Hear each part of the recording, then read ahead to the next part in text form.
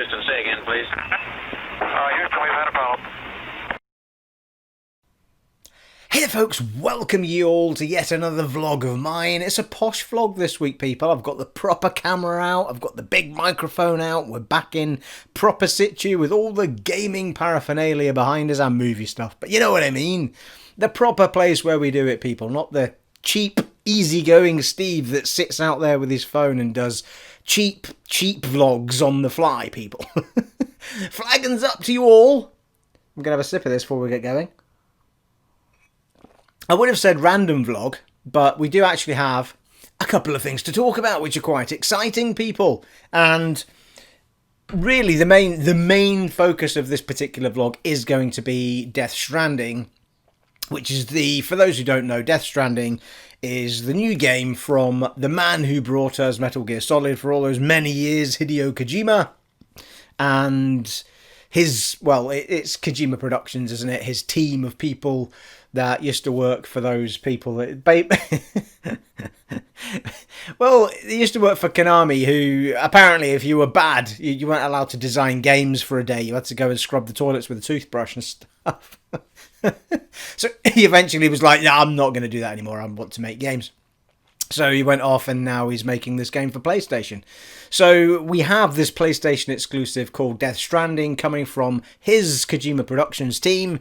And it finally gave us a launch date of November the 8th of this year. And everyone's quite surprised by that, because me included, because I thought that was going to be possibly a PS5 game or the very end of the PS4 life cycle. But it makes some kind of sense that because he was using, when he came on board, he obviously had to, well, I don't know if he had to, but he had designed an engine, hadn't he? Was it the Fox engine? He designed the Fox engine when he was at Kojima. When he was at Konami.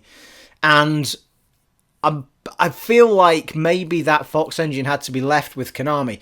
So when he moved to Sony, he basically visited all of the Sony home studios to decide which of their engines he was going to use to build his game, rather than have to build his own engine.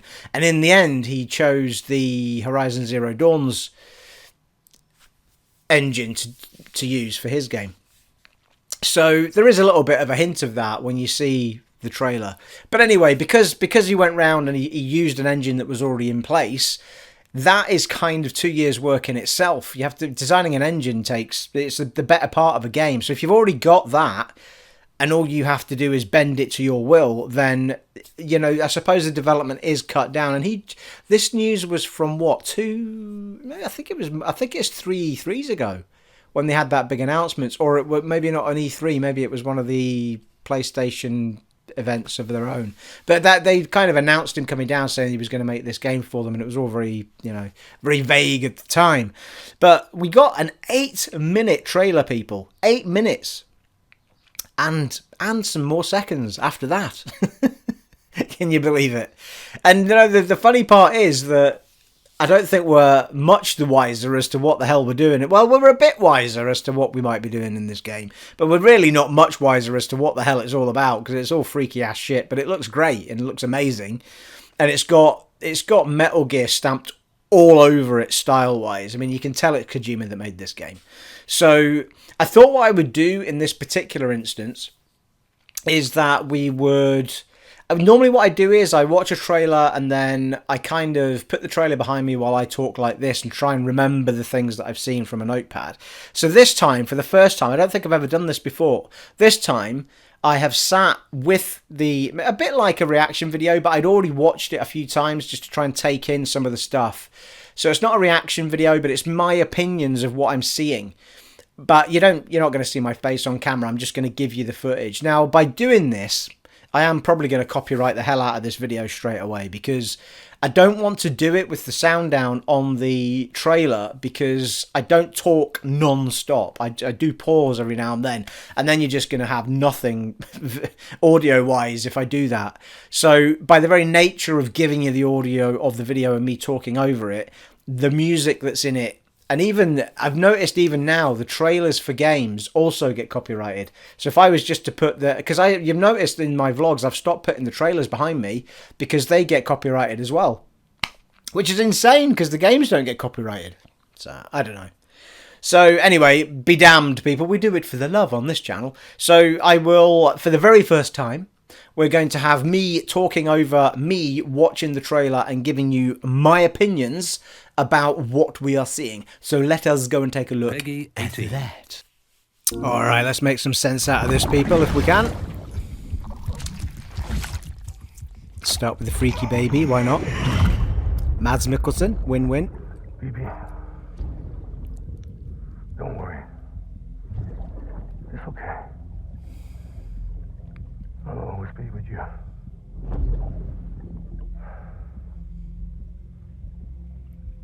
See the sunset, the day is ending. Okay, he's covered in blood for a start, so this isn't freaky at all. Still can't make out whether or not he's a bad one or a good one, but mind you can't make that out about most of them apart from probably Troy Baker's. Together, you can help us reconnect. This was interesting actually because when I first saw it, I thought, yeah, that does look like the Horizon Zero Dawn engine. Not too much, but it does feel...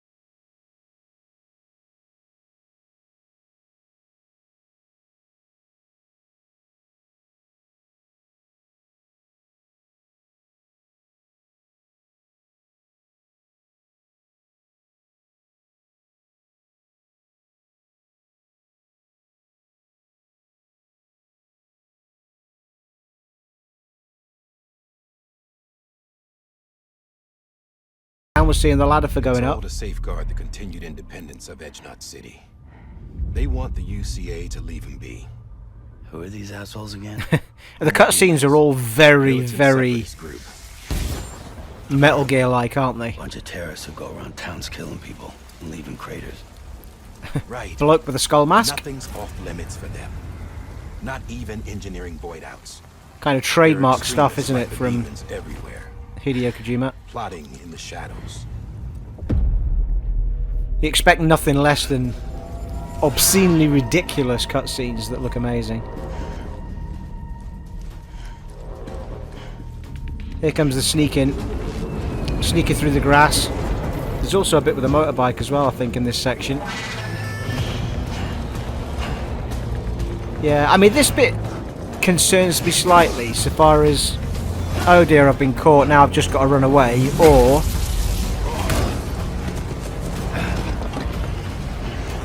I mean, they've got cattle rods of some description. Right, now we've got some fighting, but it doesn't show you at all how interesting that fighting might be. Picked up the briefcase, used that. It's not showing you whether it's just button mashing or not. Be interesting to see how many vehicles you can drive in the thing. Good thing it was raining. Even they know better than to mess with BTs. That did look like one of their motorbikes, though. Spot BTs. Just sense them. That's why we came prepared. Well, that was interesting because he's talking about the fact they don't want to be out in the rain because the VTs will be coming. Every time.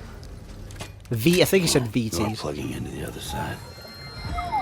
Freaks me out too. The hell is a bridge baby?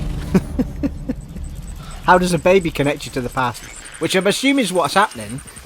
It seems to be that these bridge things, these bridge babies, connect them to the past. It gives them a vision of... We don't really know, do we? But that seems to be what it's suggesting.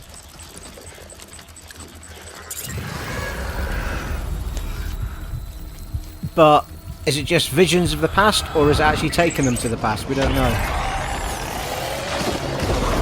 But it's constantly talking about connections to the past. and how good the connection is and all this malarkey. And this is just freaky ass shit, this. I have no idea what's going on with that black stuff. And then it's not like insta-death, unless that's a cutscene of dying. So you have to get dragged somewhere. Now this is interesting because we end up... This is World War I by the looks of it. Because of the tank kind of gives it away.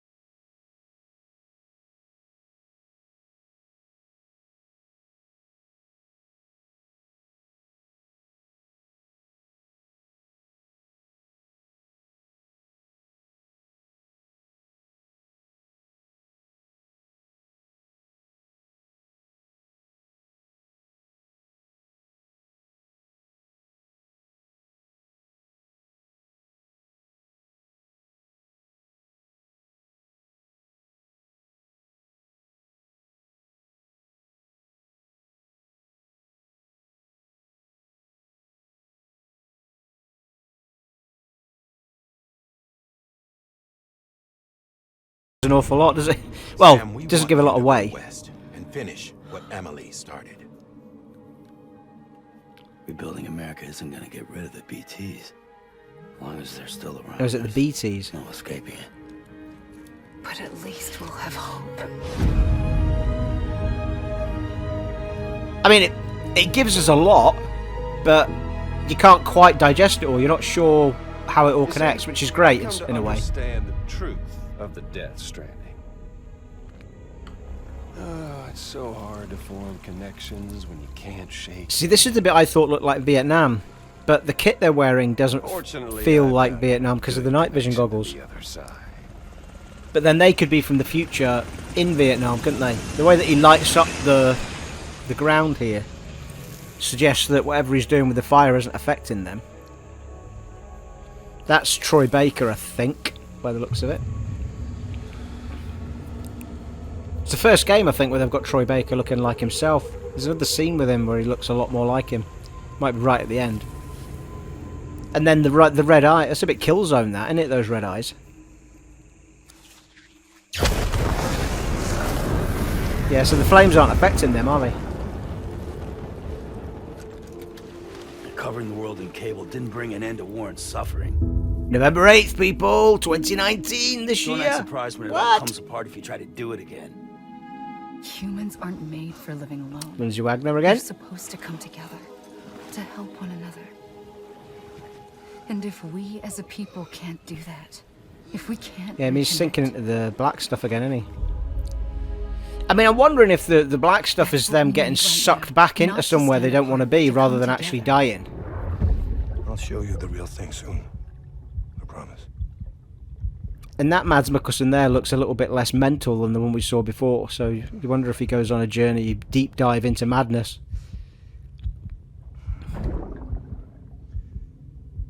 The whole wide world will be yours to explore. You'll be able to go wherever you want. Bridge, baby!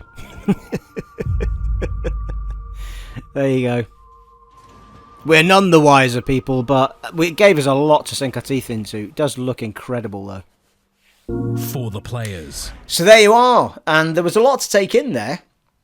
And, I mean, I love that trailer. There is so much to get your teeth stuck into and think about and wonder about, and I think that the fact that we don't still know what the hell's going on, really, is a great thing, because I want to be able to play that game not knowing really what's going on. I want an idea of what my gameplay is going to be, that's all.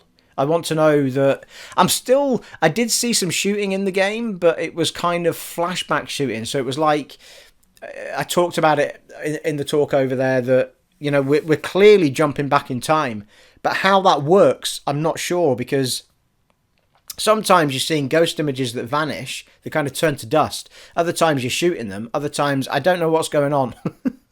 I'm so confused, people. But it looks incredible, looks fantastic. The style of it looks amazing. The cutscenes just smell of Metal Gear Solid all over them.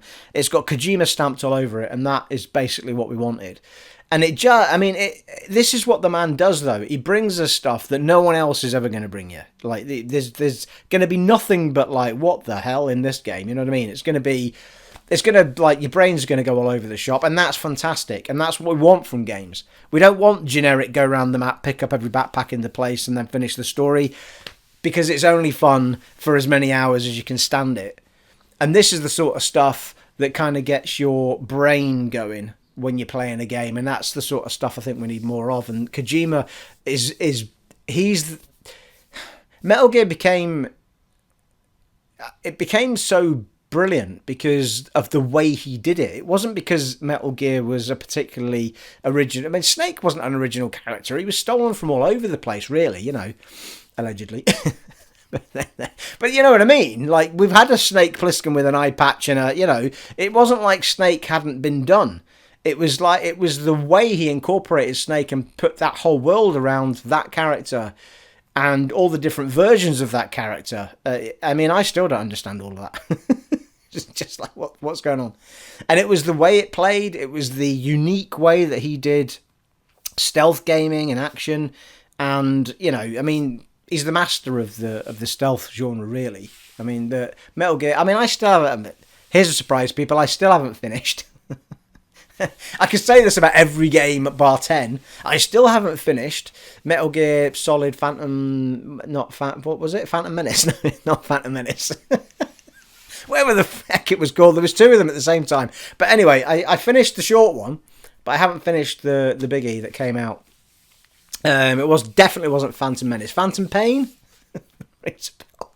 But again, it was full of his character and style. That's another game I'd love to go back and sort out finishing. But there you are. That was my thoughts, and that was my, I think there's no doubt that I will probably pre-order that game. I mean, unless something else is happening at the time where I think, I'm going to hold off, then I think I will be pre-ordering it.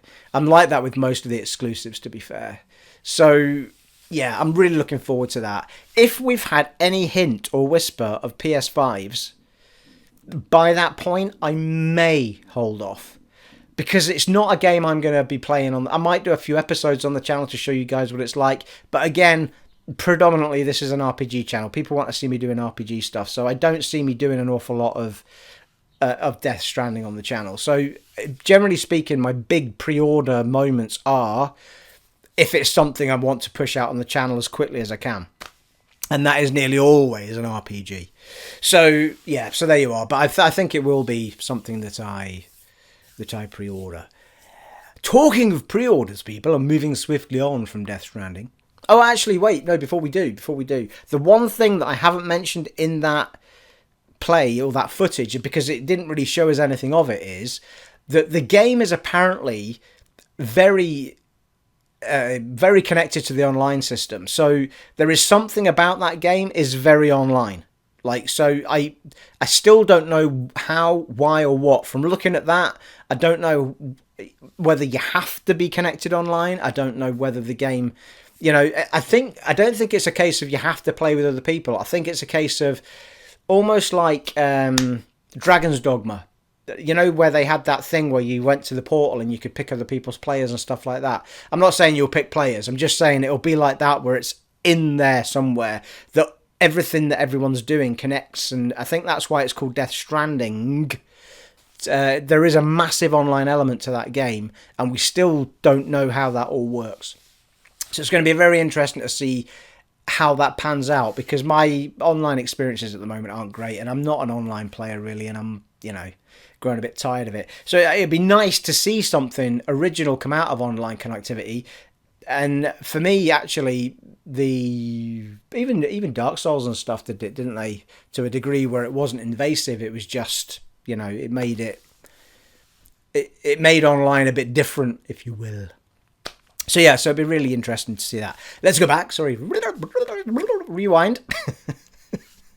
And that was, funnily enough, that was not special effects people. That was just me being silly. Yes, moving back to pre-orders. There have been people on the channel saying, well, there was one person who brought me out. Now, I'm forgetting who that one person was, actually. I think it was Timsky, but I could be wrong. So whoever it was that said, please play Chaosbane, it's out soon. Chaosbane, I have pre-ordered it. It is on its way as swiftly as it possibly can be from thegamecollection.com.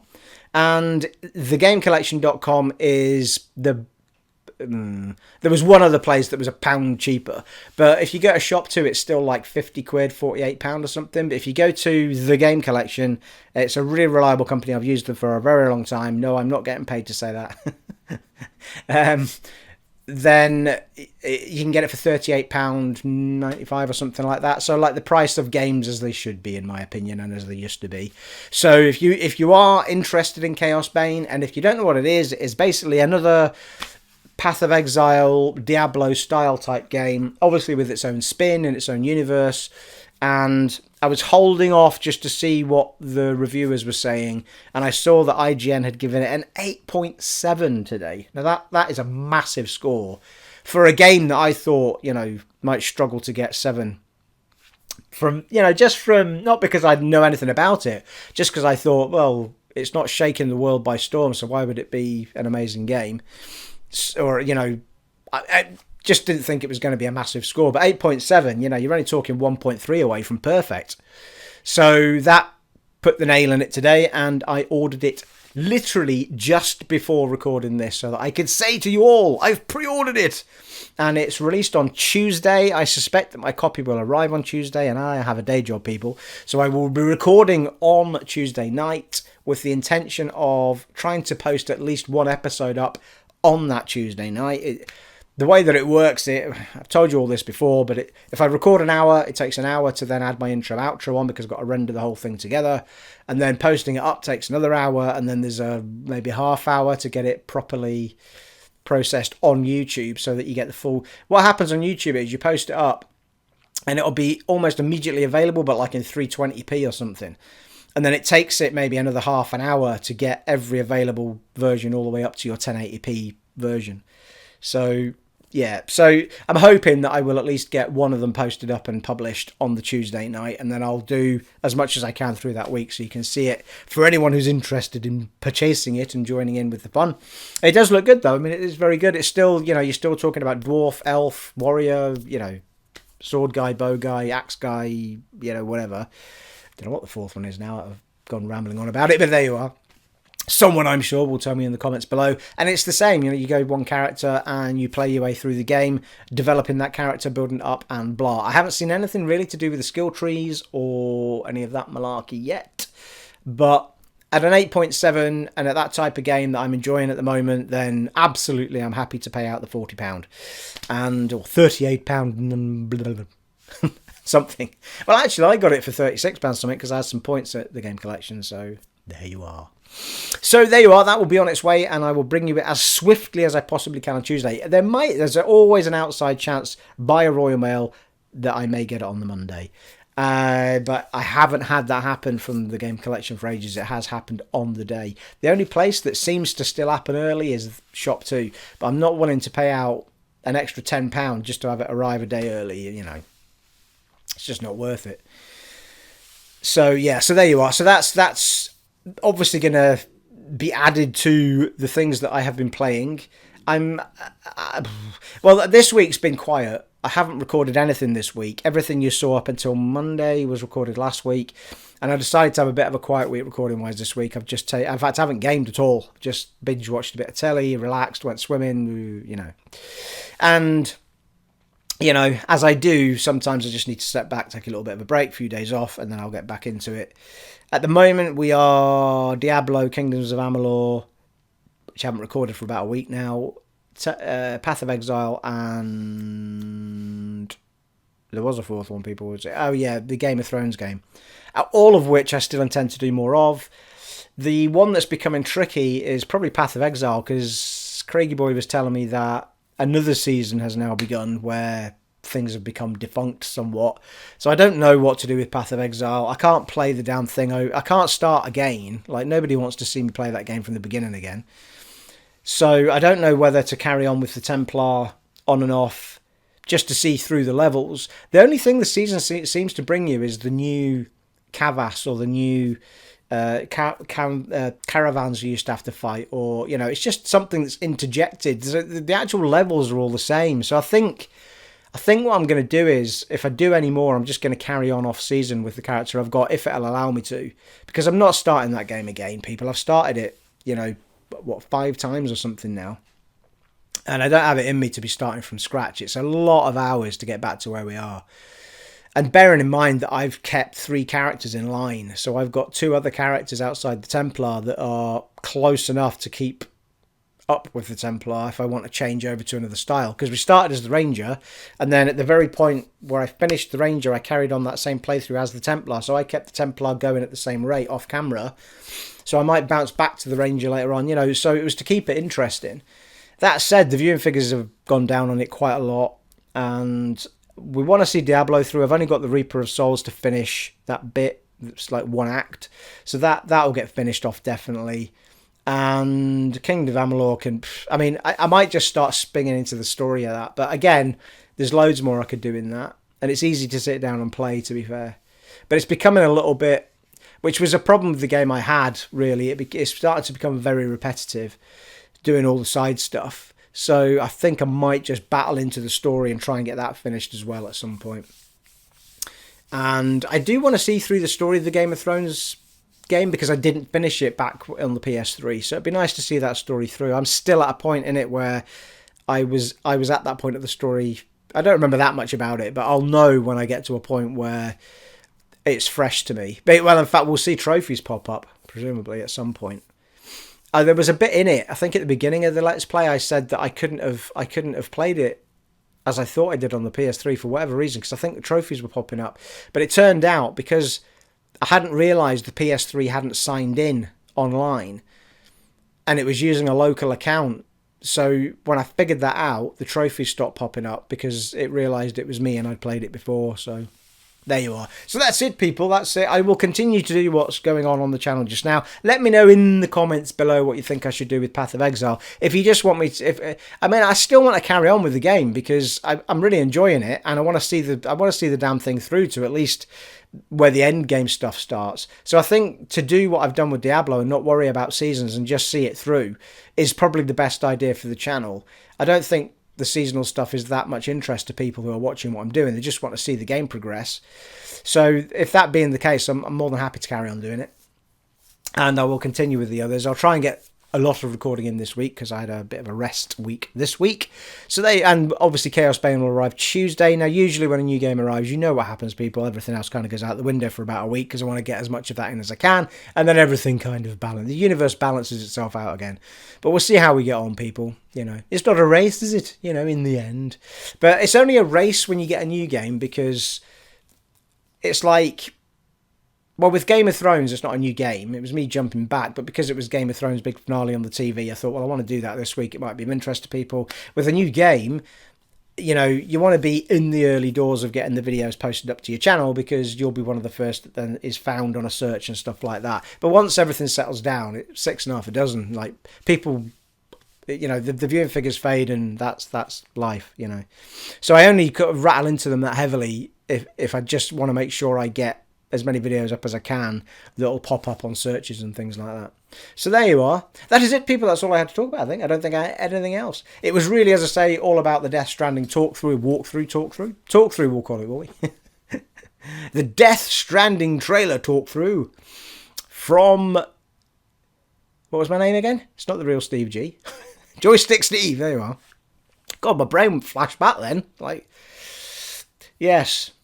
I think we're going to make that a common thing, unless the copyright thing really gets on my nerves, and then maybe I'll show them without the sound and just try and talk a bit more over them. I mean, I have talked quite a lot through that, but it's the big pauses, you know, where you're waiting for stuff to happen.